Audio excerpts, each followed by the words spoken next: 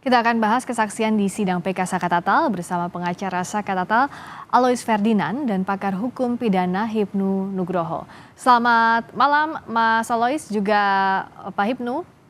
Selamat malam Mbak Friska. Selamat malam. Saya ke Mas Alois dulu. Dari kesaksian sejumlah saksi di sidang PK Saka Tatal, apa yang pihak Anda simpulkan, apakah semakin memperkuat bahwa Saka Tatal tidak terlibat dalam pembunuhan Vina? Mas Alois? Terima kasih. Ya, kedengeran. Ya. Kebetulan saya menggantikan Pak Alois, salah satu tim dari pengacara Oke, Saka Tatal. dengan Mas siapa? Nama saya Herudin, Mbak. Mas Hairudin. Terima kasih. Ya. Silakan Mas Hairudin. Ya, setelah mendengarkan banyak sekali keterangan saksi tadi, mulai dari tadi pagi sampai menjelang malam, saya dalam beberapa kali live di media, pertanyaan pertama yang saya sampaikan adalah, karena saya berlatar belakang hukum pidana, saya sampaikan dan saya tanyakan berhubungan dengan hukum pembuktian. Oke. Alat bukti lain apa yang digunakan selain mengejar pengakuan? Saya sampaikan seperti itu. Sebelumnya pernah dijawab, salah satunya dalam bentuk saintifik adalah visum. Nah, disebutkan bukti visum tidak sedikit pun mengarah ke siapa pelakunya. Misalnya berhubungan dengan visum pemerkosaan. Sekalipun ada, tidak pernah dites DNA siapa pemilik sperma tersebut. Kemudian yang kedua, bahwa terjadi kematian. Sedangkan dalam kesimpulan visum hanya menyebutkan terjadi kematian tidak wajar, tapi tidak menjelaskan siapa yang melakukan pembunuhan. Okay. Nah, kemudian berhubungan dengan hasil persidangan tadi, sangat jelas sekali, mulai dari cara mencari keterangan, sangat diutamakan tindakan kekerasan, dan sangat dramatis, terutama berhubungan dengan keterangan Aldi tadi, sampai tim kita, Saudara Farhat Abbas, sampai menangis, dan hampir banyak orang di sekitar persidangan sangat iba melihat kondisi seperti itu. Oke. Seperti kencing disuruh minum. Oke, Mas Hairudin. Nah, bicara soal apa yang ada di persidangan ini, yang jadi pertanyaan publik juga begini. Kan ini kasusnya tindak pidananya pembunuhan, berkas perkaranya. Nah, saat ini pihak Anda ini mengarahkan bahwa ingin dibuktikan di persidangan bahwa tindak pidananya bukanlah pembunuhan tapi kecelakaan. Kenapa disimpulkan tindak pidana yang berbeda? Kenapa diajukan lagi perkara yang berbeda? Mohon maaf, Mbak, ini yang ditanyakan ke saya ya? Iya, Mas Hairudin. Oh iya. Ya, dari kejadian, hampir banyak saksi menjelaskan dan mengarahkan hal itu kepada tindak pidana kecelakaan. Karena misalnya dikatakan pembunuhan, ada sahabatan samurai, beberapa saksi tadi menjelaskan tidak pernah melihat ada trauma tajam di situ. Nah, hal itu kan menjadi menarik, karena ketika dicek kendaraan, posisi jatuhnya hampir sama dengan posisi memarnya. Seperti itu, Mbak. Oke, saya ke Prof. Hipnu. Prof. Hipnu, ada dua hal sebenarnya yang ada di pikiran saya. Pertama, apakah dengan tadi sejumlah saksi bilang ada tekanan yang diberikan untuk memberikan keterangan, ini bisa akhirnya jikalau memang terbukti itu ada intervensi, bisa membatalkan putusan hukum terhadap kasus ini, Prof. Hipnu? Iya, gini Mbak Friska, ini tampaknya persidangan ini ada dua perspektif ya. Iya. Perspektif pertama itu kan sebetulnya masalah terkait dengan peninjauan kembali. Iya. Peninjauan kembali terhadap Saka Tatal kan itu. Berarti Saka Tatal ada di tempat atau tidak, berperan atau tidak, mempunyai terkaitan tidak sebagai penyertaan atau tidak. Tapi tampaknya dalam persidangan bergeser pada suatu peristiwa itu peristiwa pidana atau bukan. Iya. Ini yang menjadi bias kan gitu kan. Iya. Sehingga takut saya nanti fokus terhadap Saka Tatal tidak. Itu. Tapi terhadap fokus yang 7 terdakwa yang sekarang sudah dipidana itu sangat menarik. Iya. Karena bukan perkara pidana gitu loh. Iya, ini yang kita harus lihat benang merahnya seperti itulah. Jadi agak bias Mbak. Satu itu yang kedua itu. Iya. Yang ketiga gini Mbak Priska, ini menarik ketika suatu pemeriksaan mengejar pengakuan, apalagi dengan kekerasan-kekerasan, berpotensi ada suatu pemaksaan. Karena Ya. kalau kita lihat asas inquisitur itu pemeriksaan sebagai objek, itu biasanya kalau kita lihat kajian kriminalistik, itu mengarah suatu pemaksaan, suatu peristiwa tertentu. Mhm. Nah, sekarang pertanyaannya, ini agak menarik, kita tidak pada masa perkaranya. Kalau pemaksaan kemudian kekerasan, berarti ada pemaksaan terhadap suatu perkara tertentu. Misalkan yang tadinya tadi kecelakaan diarahkan ke arah pembunuhan. Ya. Ini persis kalau kita melihat kasus-kasus yang terjadi pada kekerasan yang ada dalam rangka mencari pengakuan, tapi yang berbeda dengan arah yang terjadi. Mhm. Ini yang menarik dari suatu kasus ini. Tapi kalau Ya. kita berbicara pada kasus yang pokoknya, ini kan bicara pokoknya berarti kan, Ya. tinggal bukti-bukti yang disampaikan tadi didukung dengan bukti-bukti saintifik yang lain. Ya. Itu dua dimensi berbeda, Mbak.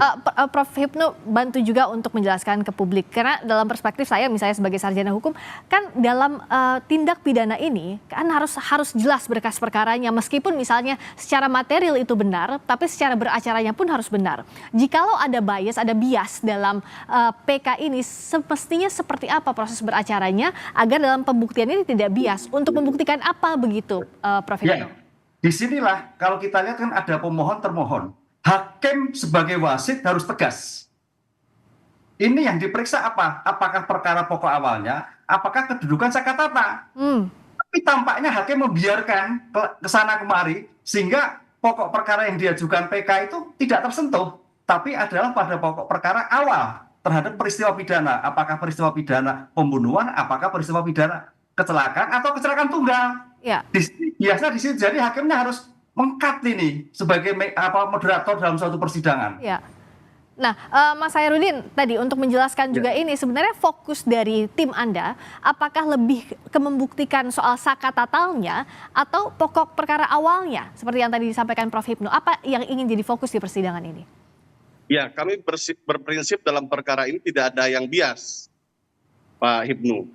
Ini dikarenakan jelas poin pertama, ketika dalam peristiwa kejadian yang dituduhkan tidak pernah sakatatal berada di lokasi. Nah, pertimbangan pertama adanya kecelakaan, kami dalam PK lebih sepakat adanya kecelakaan tunggal karena dibuktikan oleh saksi yang lain. Tapi fokus kami ingin menjelaskan bahwa tidak pernah ada peristiwa pembunuhan, apalagi pemerkosaan. Nah, memang tidak secara jelas disebutkan dalam persidangan, tapi dalam pertimbangan uraian kami sudah kami sampaikan.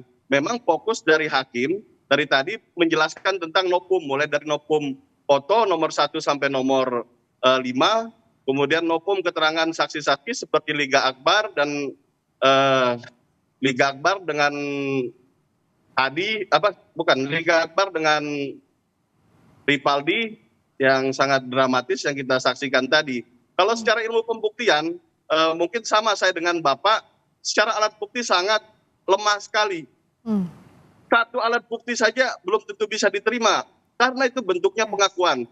Sesuai sekali dengan penjelasan dari Kapolri melalui Wakapolri, menjelaskan bahwa cara pengungkapan suatu peristiwa pidana tidak dilakukan dengan scientific crime investigation. Oke. Itu yang perlu diperhatikan. Nah, alat bukti yang bisa dipertanggungjawabkan secara saintifik untuk bisa diakui sebagai novum dari pihak Anda apa saja?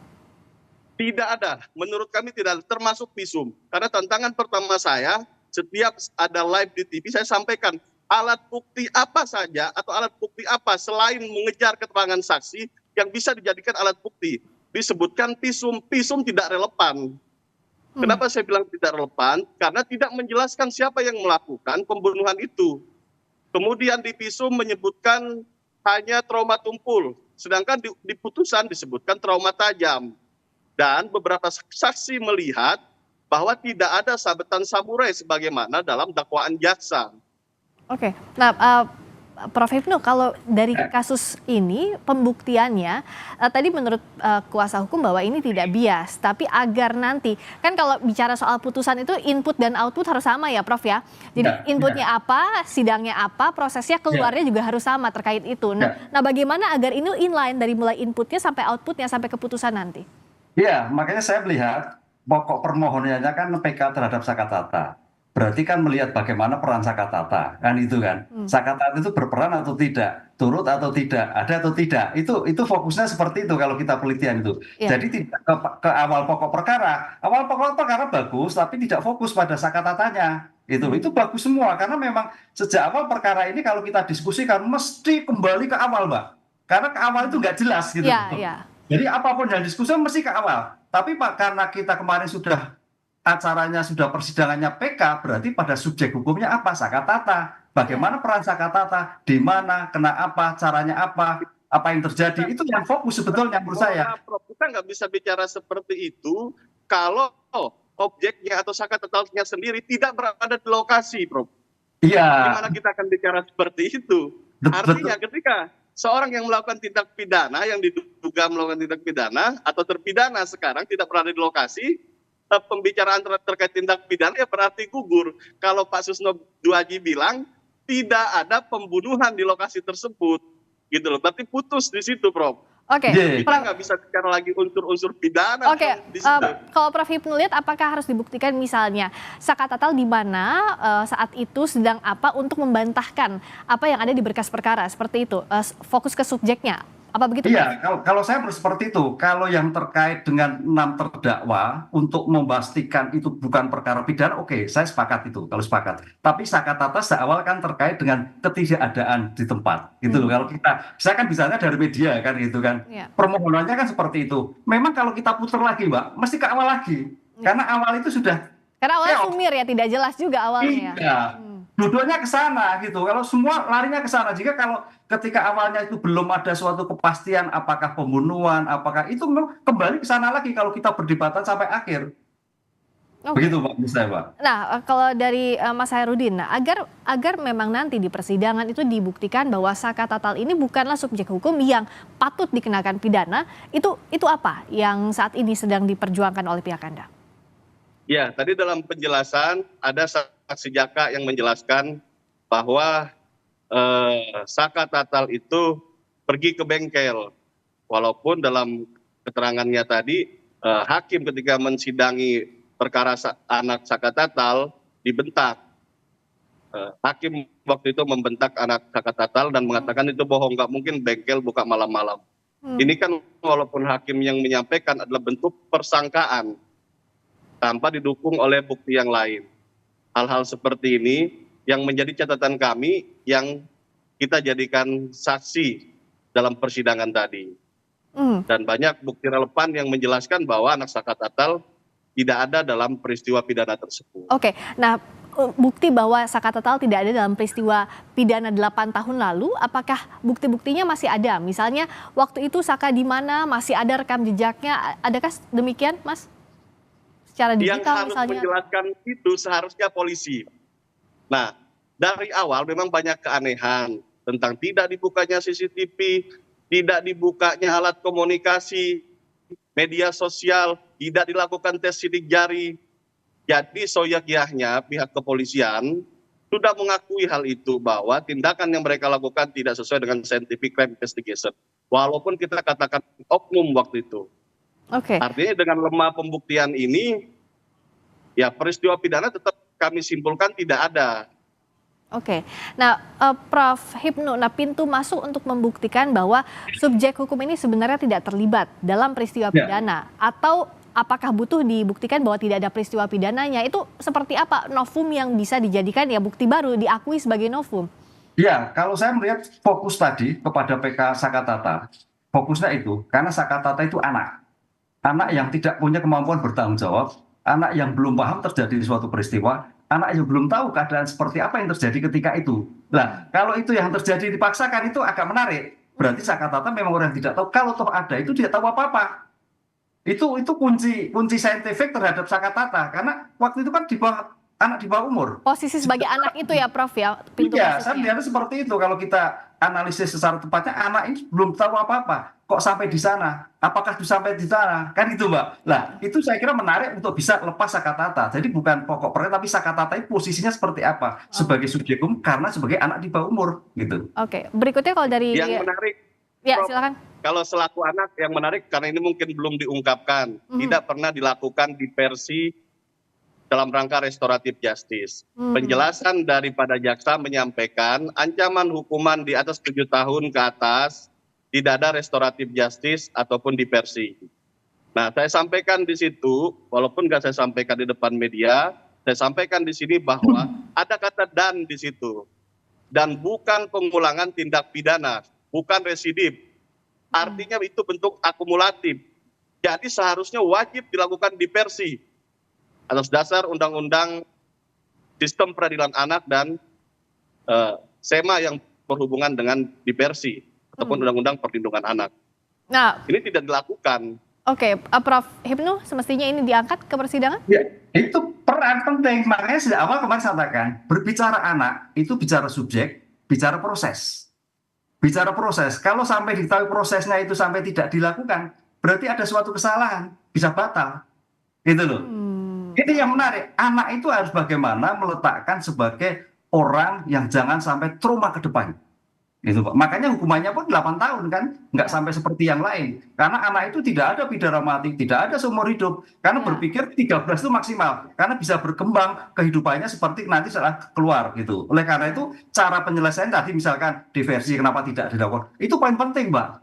Itu nilai yang strategis itu. Bagaimana subjek hukumnya ketika itu sih kata-kata. Itu keren itu kalau itu. Tapi bukan yang lain lah. Ini bisa poin membebaskan kata-kata kalau sudah masuk seperti itu.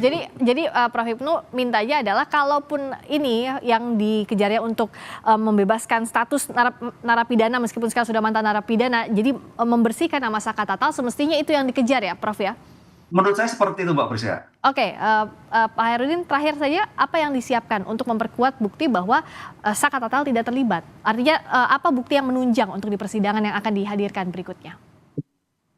Untuk berikutnya kita sudah menghadirkan ahli karena pesan dari Prof. Hipnu, ahli anak pun kita hadirkan. Ahli berhubungan dengan manajemen penyidikan, Bapak Susno Duaji, Ugroseno kita hadirkan. Berhubungan dengan ahli hukum pidana Pak Muzakir kita hadirkan. Berhubungan dengan psikologi forensik Indra Giri kita hadirkan. Ya mudah-mudahan dapat memberi petunjuk untuk semakin terangnya ada atau tidak peristiwa pembunuhan ataupun pemerkosaan ini. Baik. Demikian. Nanti kita akan lihat berikutnya adalah masih dalam PK Saka Tatal untuk membuktikan apakah terlibat atau tidaknya Saka Tatal. Pembuktian terus dilakukan dengan ahli berikutnya yang akan dihadirkan di muka sidang. Terima kasih Mas Hairudin, terima kasih Prof. Hipnu Nugroho, pakar hukum pidana. Selamat malam.